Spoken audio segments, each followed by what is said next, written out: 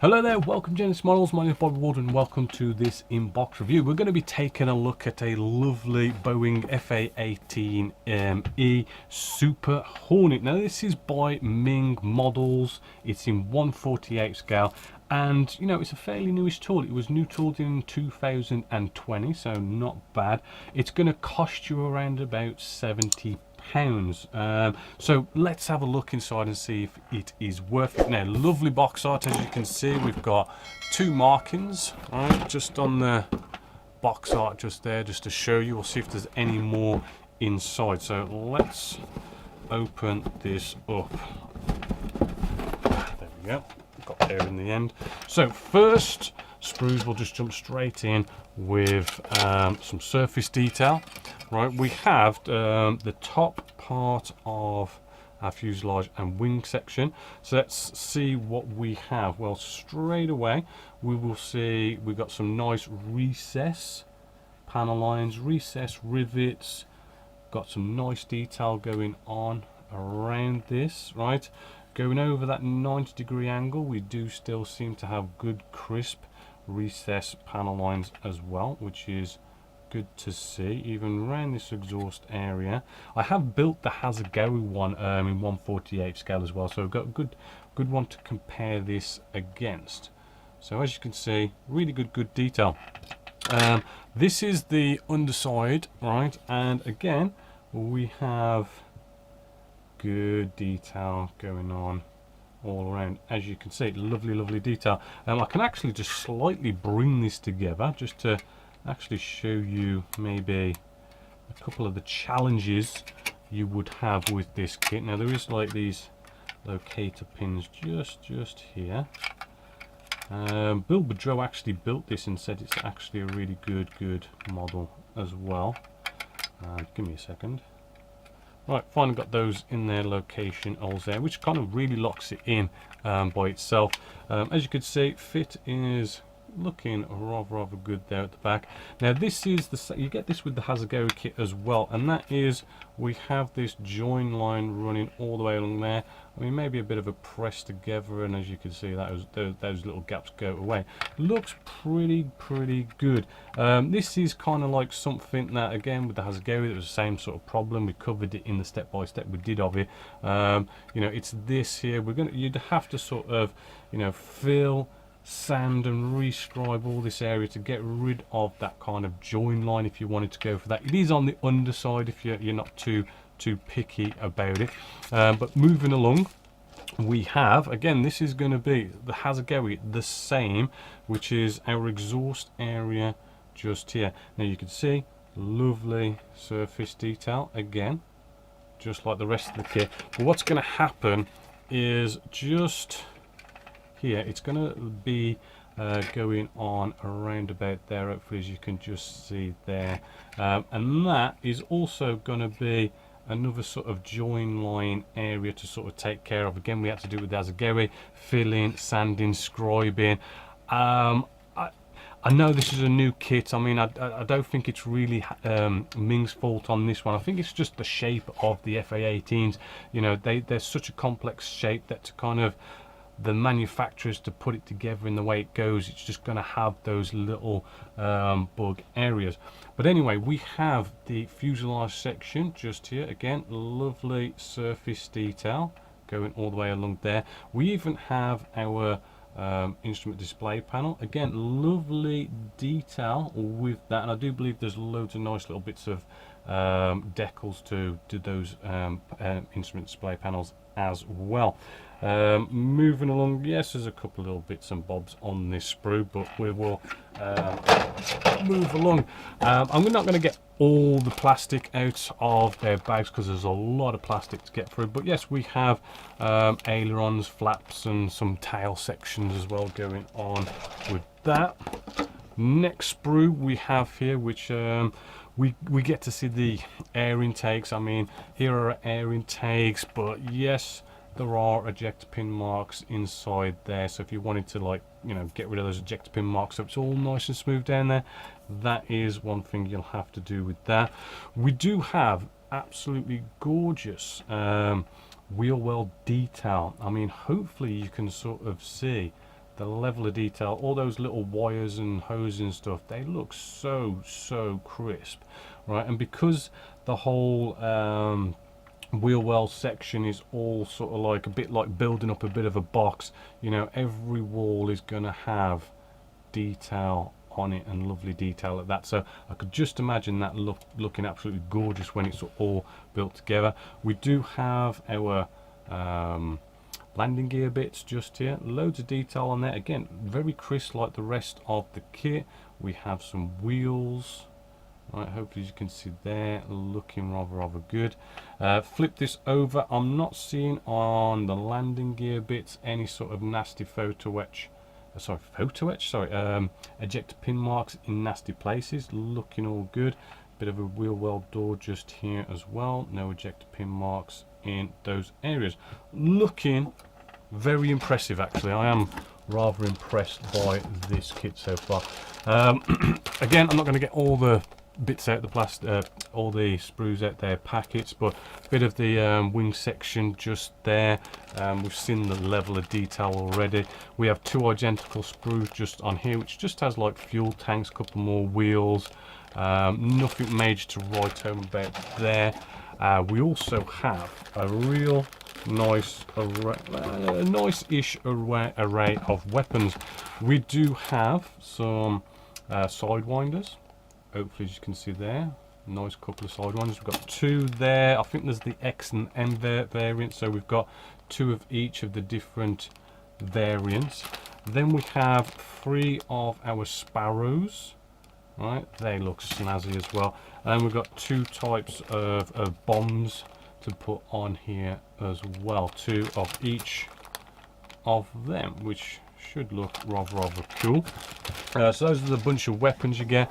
Moving along, we have a little couple more bags just going on here. We have our cockpit tub itself, so hopefully you can see just on there we do have loads of nice little buttons and everything. So yes, once we get all that instrument display panel in there, should look rather good.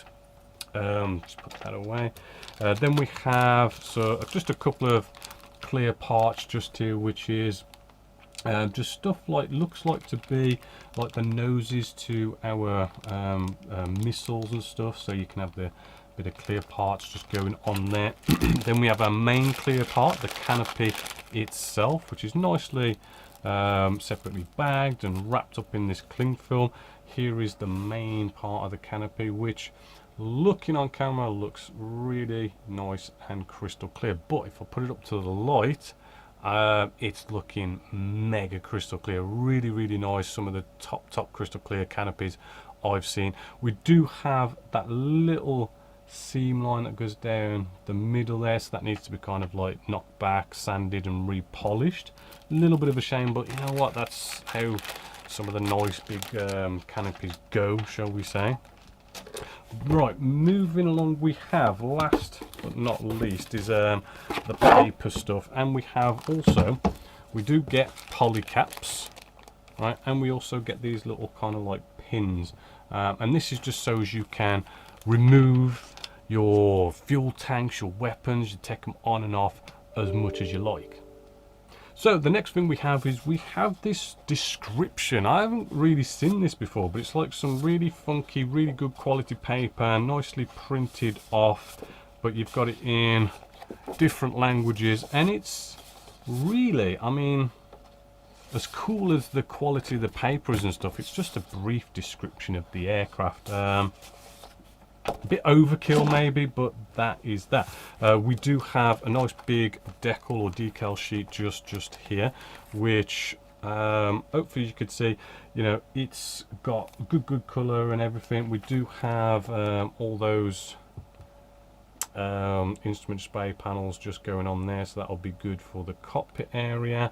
It is printed, it is printed by Cartograph, so a good decaling company, go well with micro, salt and set. But yeah, those look like a lot of nice markings on there. We do also get some stencils as well. Ooh, We do get some canopy masks and wheel masks as well to kind of save on that kind of work area. We do get a little bit of photo etch just with this, which I believe, you know, there's our exhaust area, and I think that's a bit of cockpit detail as well. So really cool, does look very good. We then have what looks like to be almost like a catalog kind of quality style instruction booklet. Really good art on the front. We move along and it is very nicely coloured in for us. We have it does show us where all the decals go for our instrument display panel, which is rather cool. We do get the colour call outs here for AK paints, right, and then it does actually kind of show you those colours actually in the cockpit area as well, which is rather cool. Does seem to be quite straightforward showing you that. We have the nose landing gear bay forward fuselage assembly just here, which, you know, that is going to look gorgeous. I've seen the detail on that. As you've seen, looks very nice. That is going to build together really cool and look really well detailed. And then that goes on top of that, the cockpit section, and the two front fuselage sections will come together and close up, pretty much like the Hasegawa build in a sense. Now we do sort of nicely get the option here, so and it does clearly show you, I mean, it tells you what section you're doing. It shows you wings unfolded position, wings folded position, and what pieces to swap out to kind of do that as well. We have the air intake section. Again, it's all nicely coloured, nice little descriptions and detailed bits to sort of get you through doing this. Now, as I said here, this is going to be just at the back here. That's going to be like a fill, sand and scribe area, right, when this air intake comes together, and that's just generally the shape of the aircraft, as I say. Bringing the front fuselage section to the rear part of it, bringing them together. It does look like we've got polycaps at the back here, so it does look like the tail section can be moving.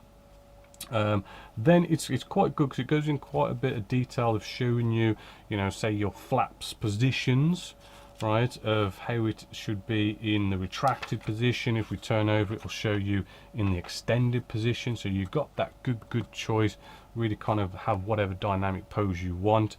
And then it goes on to show you, you know, the wings folded and not folded, and, you know, how to sort of build that all together, and all your flaps and slats that go along with that as well. So yeah, then we have the vertical fins just here, which can be moving, which again, more of a dynamic pose we can get going on here. Clearly showing you where decals go as we go along. There's the landing gear, and you know, even just silly little things like a nice little description here of like just telling you that the edges are to be painted red around our wheel well doors, right? So, you know, it's all those little things that kind of build up to make a nice set of instructions. Moving along, yes, we have those pins I was on about that go into the polycap, so you can switch out your weapons. So you could build all the weapons that you get with this kit, and, you know, change the loadout as you go along, as you so wish. Moving along, yes, we're seeing all the weapons sort of go on here. Then it gets us to start doing the ejector seat, which is kind of nice in a way, because, you know, you put the ejector seat in last normally when it comes to scale modelling. Really clearly showing the colours and where the decals go on there. And then they've got a pilot with this also, and also the canopy to be in open or closed position, as well as a nice set of ladders that you can have with this as well, whether you have them on or not. Moving along, it will then guide you through the wheel masks, which is nice, as well as some light masks, and I think like the sensors, the clear parts, as well as our canopy section. Nice canopy masks as well. Then we have 4 sets of markings with this kit, so you can just pause if you want to see. But looks like the decals, lots of decals, but just seem to show you where they all go. Right, and moving along, we have another set of markings just there, and then another set, and another set. It almost looks like we've got 2 showboats and 2 sort of standard going on there, so quite a nice little choice there. And it'll go through the weapons and where all the decals and whatnot goes with the weapons and the pylons. Then it will show you all the colours that you would be using with this build. So there it is, quite a lot to get through, quite a lot of plastic. Now I did say this was a £70 kit, which is probably around about what you'd pay for the Hasegawa FA-18 Super Hornet. So really, I mean, I've got to say it's a really big thumbs up, and I'm actually really impressed. And I haven't built it, but from what I've heard, it goes together very well. And I'd go as far to say this is probably the best FA-18 that you could build in 1/48 scale. I do think it beats the Hasegawa one now, because looking at it, the detail looks absolutely gorgeous. Lovely decals. Canopies look really well. Apparently it fits really good also. Just everything about it just looks really nice, and just seems to be that nice little bit better than the old Hasegawa one. So yeah, definitely a big thumbs up, definitely worth the money. Love to build another one of these, and if I did, it would be the Meng one. So yeah, hopefully you've enjoyed that. Hopefully I've helped you decide whether you'd want to go out and get it or not. But as always, until next time, my name is Bob Waldron, this is Genesis Models, and I hope you've enjoyed.